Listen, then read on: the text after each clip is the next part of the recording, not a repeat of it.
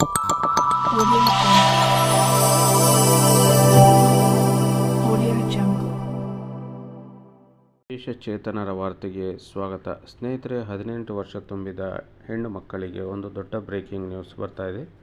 ಆ ಸುದ್ದಿ ಯಾವುದು, ಯಾರಿಗೆಲ್ಲ ಲಾಭ ಇದರಿಂದ ಆಗ್ತಾ ಇದೆ ಅಂತಕ್ಕಂಥ ಮಾಹಿತಿಯನ್ನು ಈ ವಿಡಿಯೋದಲ್ಲಿ ನಿಮಗೆ ತಿಳಿಸ್ತಾ ಹೋಗ್ತೀನಿ.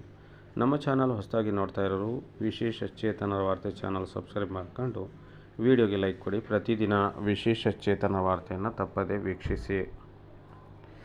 ಚಿತ್ರದುರ್ಗ ಜಿಲ್ಲೆಯ 1647 ಬಾಲಕಿಯರು 18 ವರ್ಷದ ಹಿಂದೆ ರಾಜ್ಯದಲ್ಲಿ ಆರಂಭಗೊಂಡಿದ್ದ ಭಾಗ್ಯಲಕ್ಷ್ಮಿ ಯೋಜನೆಯ ತಲಾ 1 ಲಕ್ಷ ರೂಪಾಯಿ ಲಾಭ ಪಡೆಯಲಿದ್ದಾರೆ.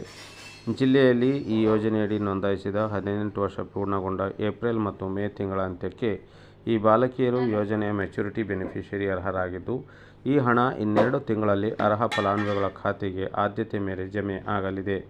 ಈಗಾಗಲೇ ಅಗತ್ಯ ದಾಖಲಾತಿಗಳನ್ನು ಇಲಾಖೆಯು ಪಡೆಯಲು ಮುಂದಾಗಿದೆ.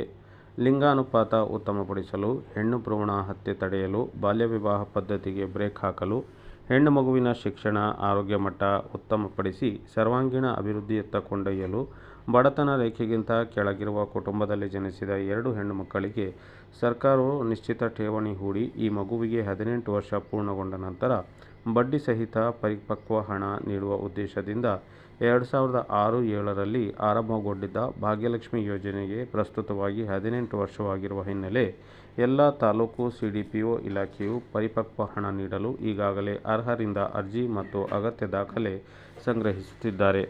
ಈ ಯೋಜನೆ ಹಣ ಪಡೆಯಲು ಬಿಪಿಎಲ್ ಕಾರ್ಡ್, ಶಾಶ್ವತ ಕುಟುಂಬ ಯೋಜನೆ ಅಳವಡಿಸಿಕೊಂಡು 3 ಮಕ್ಕಳು ಮೀರಿದಂತಿರಬೇಕು. ಪತ್ನಿಯರು ಹೊಂದಿದರೂ 2 ಹೆಣ್ಣು ಮಕ್ಕಳ ಯೋಜನೆಯಡಿ ಅರ್ಹರು.